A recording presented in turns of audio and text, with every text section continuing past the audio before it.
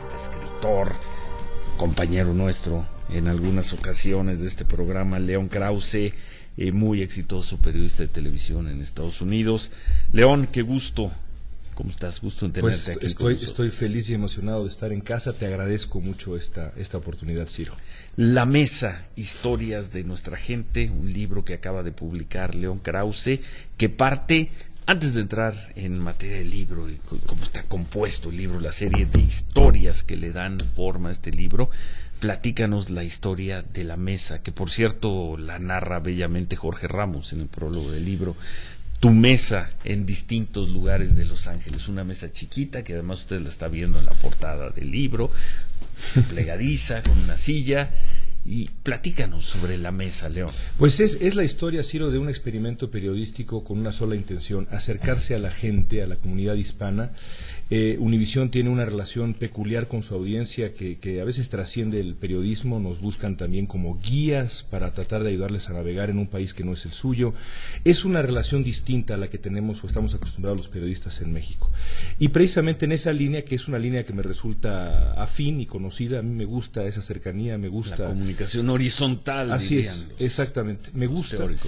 Un buen día se me ocurrió comprar una mesa plegable de plástico en una de estas tiendas donde se compran esas cosas, 2 sillas equivalentes, montarlas en un carrito y ponerme en una esquina elegida completamente al azar, sin avisarle a nadie, sin ninguna preproducción. Cuando menos lo acordaste con tu productor. Pero de verdad de último minuto, a veces, ¿a dónde vamos hoy? Y nos ponemos ahí, un par de micrófonos, 2 cámaras a una sana distancia. Me senté y comencé a invitar a la gente a que me contara su vida, así de sencillo. Y eso comenzó hace 3 años y cientos de entrevistas después, pues ese experimento se volvió una experiencia que me ha convertido en creo yo, una mejor persona, y sobre todo me ha ayudado a comprender la experiencia de la comunidad hispana en Estados Unidos. ¿Qué es ser hispano en Estados Unidos? Esas pláticas con las personas que sentaban en la mesa, ¿las transmites o las transmitiste o las sigues transmitiendo en tu programa, en tu noticiero y en Los Ángeles? Todos los miércoles, las entrevistas, que son como de 15 minutos, se reducen a tiempos televisivos, 3 minutos, a veces con muchas dificultades. Y precisamente porque yo conocía la riqueza de las historias en toda su extensión, es que decidí recoger las 50 mejores vidas o historias, las más emblemáticas, en ese libro que tienes en las manos. Lo llamas periodismo de servicio. Mira, sí, que a nosotros nos gusta la democracia sin adjetivos, el periodismo sin adjetivos, y leemos a León Krause y dice: yo definiría este recurso como periodismo, no este recurso, el periodismo que estás haciendo de servicio, sí, dar las noticias, el rigor periodístico, pero también estarle informando a tu comunidad, que debe ser tu auditorio principal, sí, que ve tu programa de televisión, estarle dando constantemente información para sobrevivir. Eso es en efecto lo que hace Univisión, y yo, digamos, siguiendo con afán de encontrar adjetivos, yo le llamaría a esto que hicimos una suerte de periodismo participativo, si lo quieres decir, horizontal, como decías tú. En el libro dices de servicio. Así es, eso es lo que hace Univisión, sí, sin duda alguna, un periodismo de servicio que algunos puristas dirían: no es periodismo, ¿por qué le informas a la gente que hay servicios dentales gratuitos? Pero eso es no comprender lo que es, sobre todo para aquellos que apenas van llegando, que cada vez son menos, hay que decirlo, sobre todo viniendo de México, a un país que es completamente distinto, muy complicado de navegar si es que no tienes ayuda. Bueno, y por lo visto la gente lo ha tomado muy bien. Sí, tenemos referencias sobre tus niveles de audiencia, sobre tus ratings que son muy buenos. Sí, la verdad es que nos ha ido bien, me emociona decir eso, pero en parte también tiene que ver con la historia que tiene el Canal 34 en Los Ángeles, que es una historia de 50 años y que por supuesto me trasciende, pero yo he sumado mi granito de arena, sobre todo con este proyecto que me tiene tan orgulloso, de verdad, porque creo que sí suma a comprender lo que es ser hispano, y al decir hispano, bueno, es que no nada más son mexicanos, salvadoreños, guatemaltecos, hondureños, colombianos, cubanos, todos ellos se aparecieron de nuevo al azar, porque a nadie le dije iba a estar en tal esquina, no conozco a nadie antes de entrevistarlos, mi primera pregunta es: ¿cómo se llama usted? Así que es digamos, un periodismo muy en esencia, ¿no? Y el encuentro es una plática entre amigos, no llevo ni siquiera un papel, no hay ninguna preparación. Te sientas a platicar. Así es. Y de ahí recuperas para este libro, La Mesa, 50 historias, porque pues deben ser en 3 años, deben ser mucho más, 50 historias. Platícale a las personas que nos están escuchando, viendo poco de algunas de estas historias maravillosas, desde la historia de éxito de la madre que llora porque su hijo le dice que va a ir a estudiar al MIT en Massachusetts, hasta un montón de historias que, pese a que lograron, a que la gente logró quedarse en Estados Unidos, son historias tristísimas, y yo diría de derrota. No todas las historias de los mexicanos en Estados Unidos son historias de éxito al final. No, ni por supuesto es la intención, pero a veces los éxitos más modestos resultan suficientes, y a veces los éxitos no son modestos. Por ejemplo, es decir, María Perdomo, una mujer de Chiapas que conocí en un lugar que se llama Linwood. Ella trabaja 2 turnos de cocinera. Pierde a su marido muy joven en un accidente vehicular en Chiapas, tiene 2 hijos, se va en una primera etapa a Estados Unidos, regresa a Chiapas y luego se da cuenta que su hijo menor tiene cierto talento para estudiar. Y le dice, la única manera en que tú puedes estudiar es si yo me voy de nuevo. Él le llora, no te vayas, mamá. Pero se va a Estados Unidos, se va a California, y le dice, antes de irse, hagamos un pacto. Yo trabajo, tú estudias.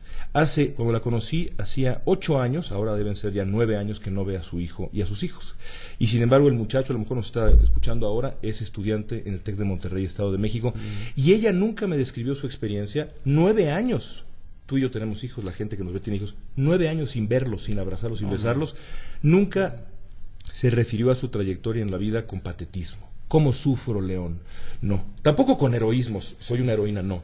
Es la batalla diaria con gozo incluso. ¿Qué es una de las cosas que yo te preguntaría, León? Además te lo pregunto con mucho respeto, porque es un libro bellamente escrito, además un libro sin comas, un libro de frases cortas. Así es. Estilo Hemingway, prácticamente no hay comas, pero me quedo con la impresión de que terminas dándole un enfoque, un énfasis a tus personajes, un último barniz a tus personajes desde la admiración, León. Tú me dirás, es el testimonio, y lo que hago yo es sintetizar un testimonio. Hay una admiración en estos 50 relatos que seleccionaste. Lo digo como lector. Sí, como lector, ¿eh? Sí, pero es una admiración que no viene de la selección, sino viene de lo que encontré. No hay un pulido en tu prosa para terminarlos presentando cada una de estas historias. Me gustaría que, y están por ahí en internet y demás, las entrevistas en su versión más corta están ahí. En la televisión, las de televisión. Exactamente, y tú puedes escucharlas, y en muchos sentidos casi son transcripciones de las palabras de la gente. Por supuesto que le dio un sentido literario, un ritmo, pero son las palabras de la gente, y en la selección no dejé fuera aquellas que los lectores iban a decir, bueno, pues ahí está un pandillero. En absoluto, es la gente que me he encontrado, y la admiración viene de lo que he hallado, y por supuesto que admiro esa palabra un poquito ahora común con Juan Carlos Osorio, pero esto sí de verdad la usan, resiliencia, ¿no? Qué palabrita. Y la lucha, y insisto, el gozo con el que enfrentan el día a día. Y entrevisté, me preguntabas de las historias, desde una chica de 23 años que llegó a Estados Unidos con sus padres, un cubano de casi 90, hasta un cubano, o un ex bracero de 84 años con una historia absolutamente conmovedora. Y todos ellos comparten una parte distinta de la experiencia hispana. Esta chica, por ejemplo, descubrí que tenía un tatuaje enorme del logo hecho en México aquí, una chica nacida en México pero que nunca ha vuelto porque no tiene papeles, y le pregunté por qué. Me dice, porque quiero que toda la gente cuando me salude sepa dónde fui hecha. Y entonces le dije, ¿entonces quieres volver a México? Y me dijo, no. Pero hay algunos que dicen que sí quieren volver a México también. Algunos sí, claro. Sí. Bueno, vamos a hacer una pausa, seguimos conversando con León Krause. ¿Tienes tiempo? Sí. Sobre la mesa, historias de nuestra gente, el papel de las madres. En los 50 casos hay, dice León, una mujer titánica en cada una de estas historias, que también uno puede decir, todas realmente son así, o así cuentan las historias estos personajes, ¿no? Y esta gente, los que puedan, los que tienen papeles, que son varios acá, van a votar por Trump.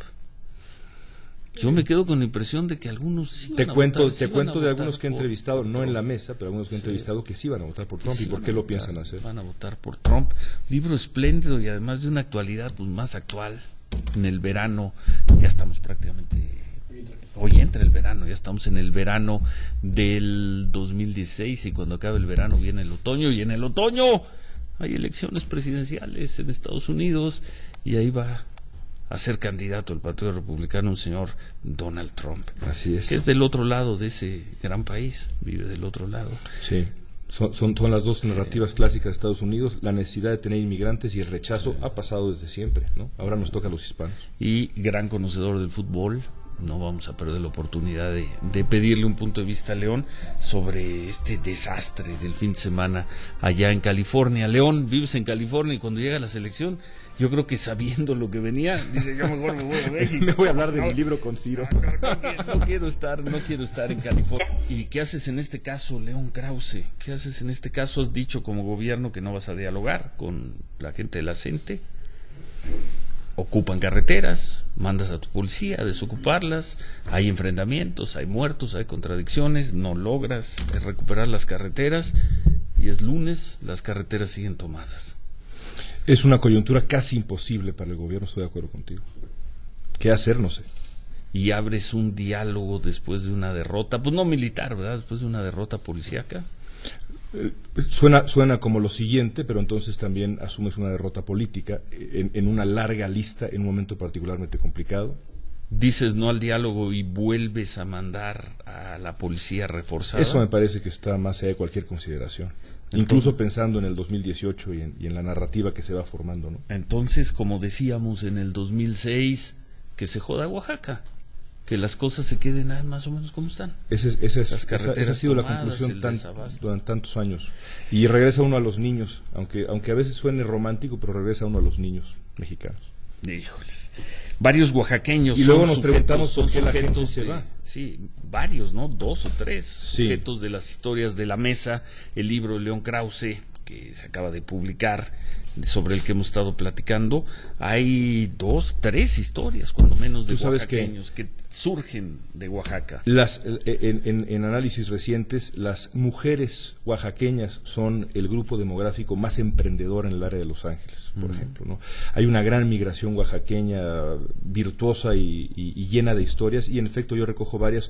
Una de ellas, un hombre que tiene un negocio en un mercado allá que se llama Oaxaca, California, y que te cuenta de lo que le dolió dejar su tierra, sobre todo en función de su madre, que le decía no te vayas, aquí hay oportunidades, y él le decía bueno, no hay suficientes y yo quiero seguir creciendo, y se fue para California. Ha logrado regresar un par de veces, pero dice cada vez que regreso me duele más irme, pero va de nuevo a California, donde tiene su negocio y ha ido construyendo una vida, tiene hijos, y es la historia de tanta gente.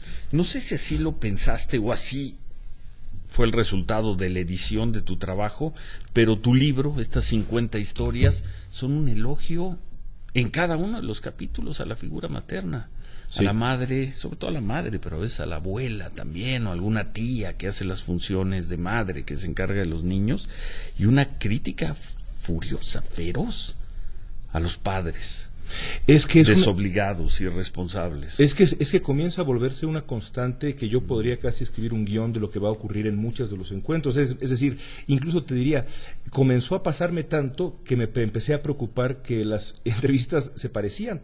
Sí. Es decir, de pronto comienza uno a rascar y la gente dice, bueno, lo que pasa es que mi padre nos abandonó.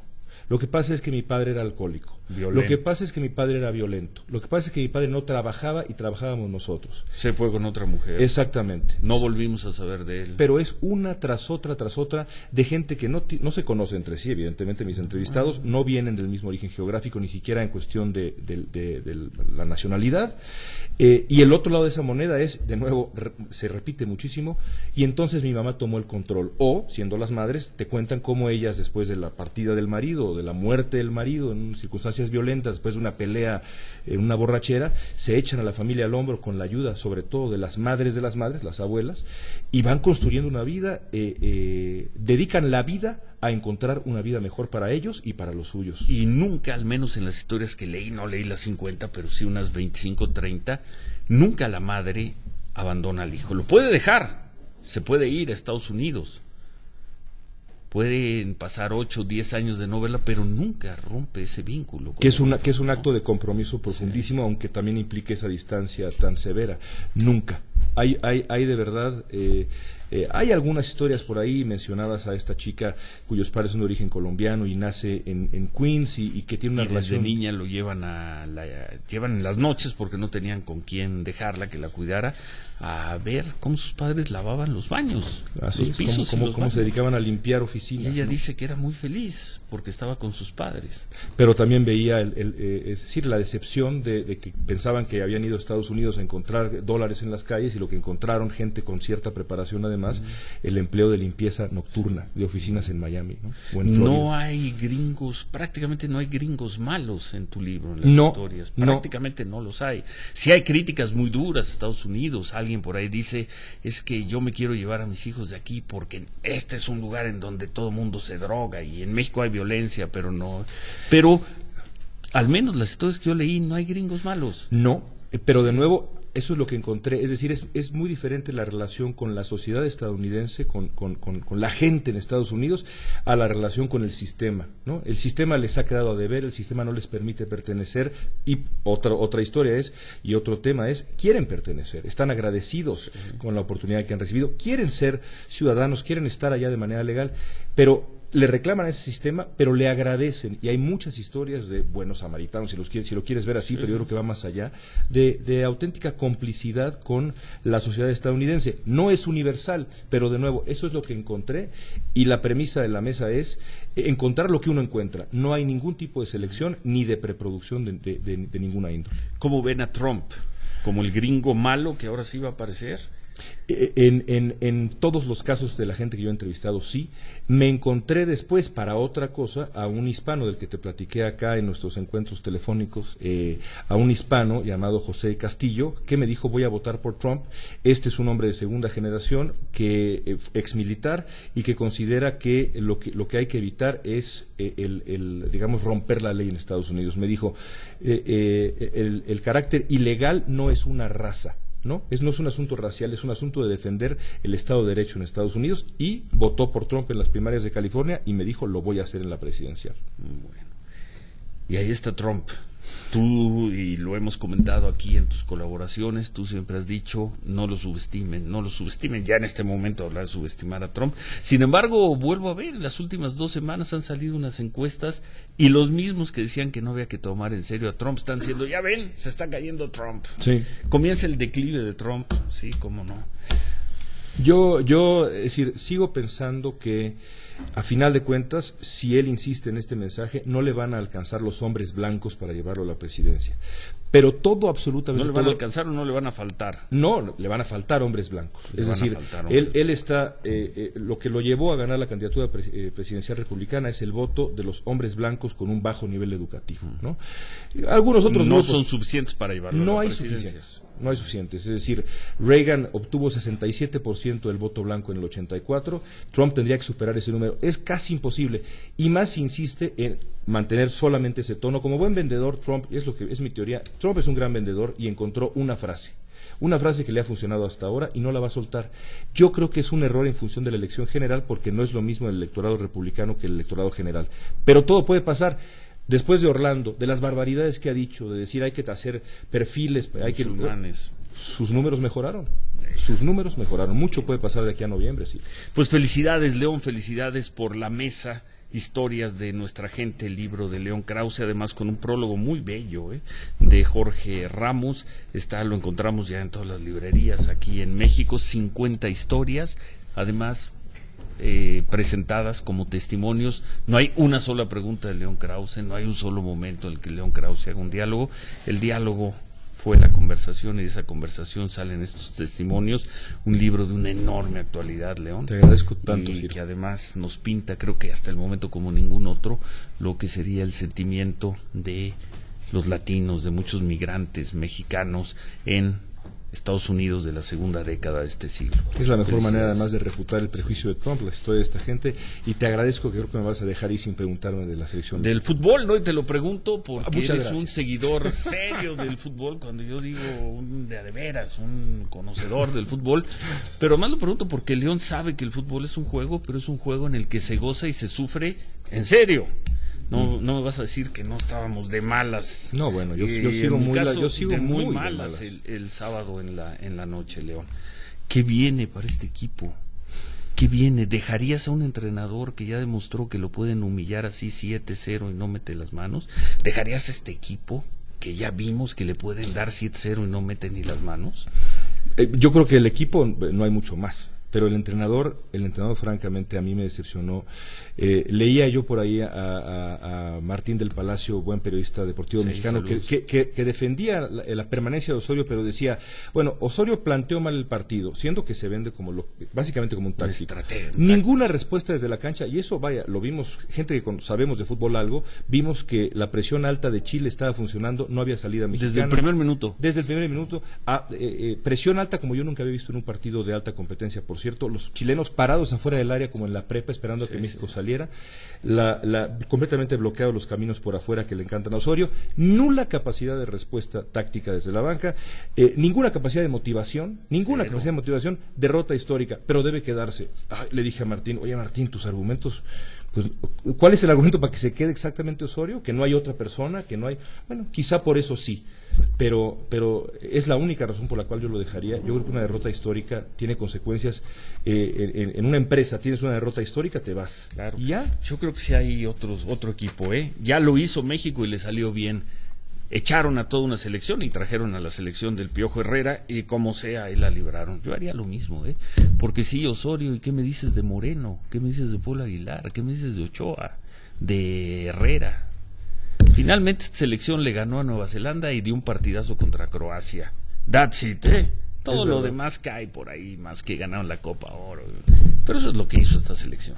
Bueno, llegaron a Confederaciones en un partido muy emocionante. Pero quizá hay más por motivación y porque el Tuca tiene que ir Osorio. Le pegaba de gritos a la gente. Yo creo que sin duda alguna por las razones que ya expliqué. Yo coincido y mira que me parece un buen tipo. A mí me gustaba Osorio, me parece un tipo decente, pero pues aquí se necesita otra cosa. Por supuesto, no. Es lo que creemos. Felicidades, León. Felicidades. Sí, hombre, sí. En asuntos futbolísticos. Felicidades, León Krause, que además comparte dolores cruzazulinos con nosotros. Bueno, ¿qué se le va a sufrimos doble. No, hombre, qué año. Gracias a León Krause. Gracias.